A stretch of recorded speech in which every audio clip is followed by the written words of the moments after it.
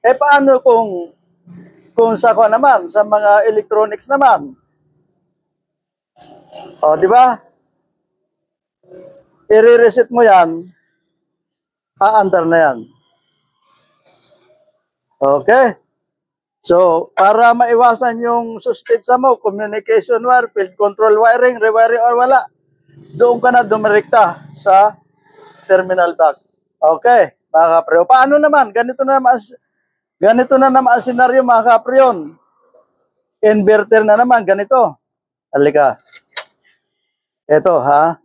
Ito yung 3 wires natin.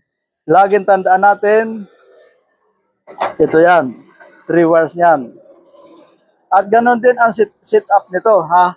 Tutukan mo dito, kapre, para makita natin. Para laging mawala yung agam-agam natin, communication wire ba, kinagat ba ng daga, o ano, dumirekta ka na dito, kapre, ha? Dito ka na lagi. O, dito, yan. Ito yung motherboard natin. Lagyan mo ng power ang dalawa ito. Pak! Kahit na disconnect yan sa outdoor, lagyan mo lang ng power supply ito, lagyan mo ng 220.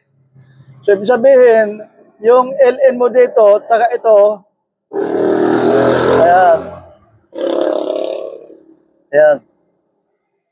Yung neutral mo dito, kunin mo, pag may pumalo, ibig sabihin, walang problema sa communication circuit.